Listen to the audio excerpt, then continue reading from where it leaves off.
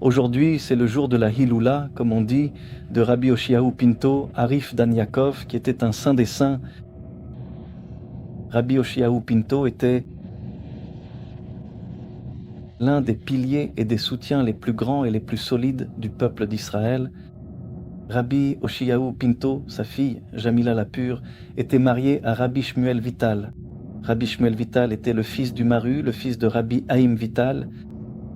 Rabbi Yoshav Pinto était l'un des grands érudits de la Torah qu'a connu le peuple d'Israël, et nous l'avons dit plusieurs fois, comme le rapporte le Ben Ishraï dans Rav Pe'alim, que selon l'avis du Beit Yosef, il est interdit aux femmes de s'immerger dans un bain le Shabbat, etc. Alors que selon le Rama, cela est permis, et Rabbi Yoshav Pinto a entendu que le Beit Yosef était revenu sur son avis et avait permis cela. Si c'est ainsi, combien de filles d'Israël qui s'immergent dans un bain chaud le font grâce à Rabbi Yoshav Pinto, l'Arif Dan Yaakov, qui a entendu que le Beit Yosef était revenu sur son avis. Ce n'est pas anodin. Rabbi Yoshav Pinto, comme le rapporte le Ben Ishraï dans Rav Pe'alim, a entendu que le Beit Yosef, Rabbi Yosef Karo, avait changé d'avis sur cette halakha. Combien de questions et de réponses Rabbi Yoshav Pinto, avec une grande finesse d'esprit, a répondu avec sagesse et constance. Rabbi Osher Pinto avait pour habitude de dire « Si deux donnent un avis, moi, en tant que troisième, je tranche comme eux. » Rabbi Osher Pinto était très rigoureux, il accordait une grande importance à l'ordre. Toutes ses paroles étaient organisées, particulières, chaque mot était pesé et à sa place. Tout était fait de manière ordonnée et réfléchie. Rabbi Osher Pinto a vendu tout ce qu'il possédait afin d'acheter une presse pour imprimer les enseignements de la Torah qu'il avait écrits.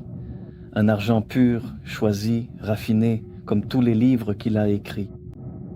Il est parti acheter la machine, et après l'avoir acheté, il a imprimé les livres, mais les lettres dans les livres n'étaient pas très bien alignées.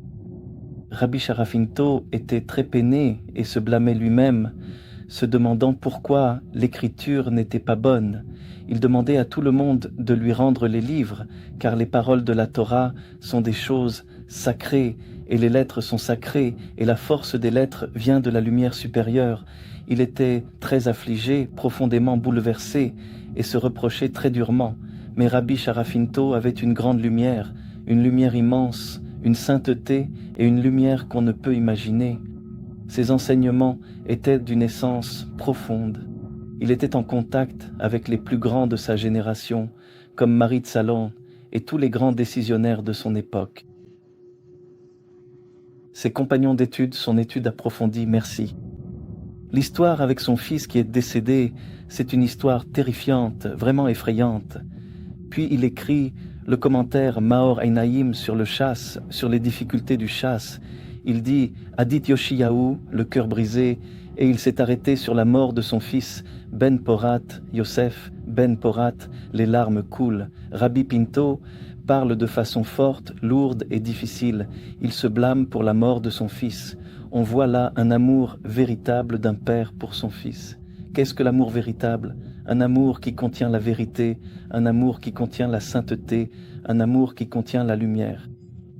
La semaine dernière, jeudi, nous avons entendu des personnes qui vivaient à Damas parler de Rabbi Osher Pinto, de Rabbi Chaim Vital, de Rabbi Shmuel Vital, des choses qui leur faisaient vraiment peur.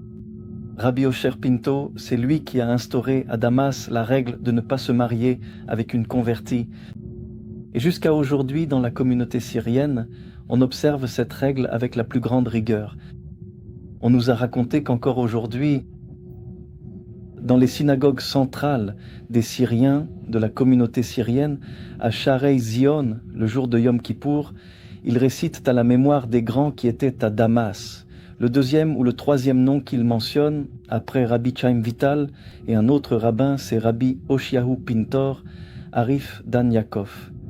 Il était l'un des plus grands et des plus saints de la communauté de Damas, et il a scellé sa sainteté, ses lois et ses enseignements.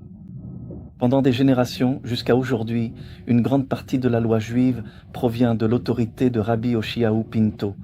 Il était le dernier des érudits ordonnés, la yeshiva des érudits ordonnés, il était le dernier des érudits ordonnés. Rabbi Oshiahu Pinto, nous avons eu le mérite, grâce à Dieu, de porter son nom, et les ancêtres saints craignaient ce nom car c'est un nom sacré. Donc, au début de la vie, jusqu'à la bar mitzvah, c'était Yosef, et après la bar mitzvah, ils ont rétabli le nom Yoshiahu Yosef lors de la Brit Mila, et on l'appelait Yosef jusqu'à la bar mitzvah, et après la bar mitzvah, Yoshiahu. C'est un nom sacré, un nom qui porte une grande sainteté, un nom saint. Nous prions le Saint béni soit-il, qu'aucun faux pas ne soit causé par nous avec ce nom sacré. C'est un nom de grande lumière, un nom de grande sainteté, un nom doté de très grande force. Rabbi Osher Pinto, c'est une lumière, une grande lumière, une lumière immense qu'on ne peut ni estimer ni décrire.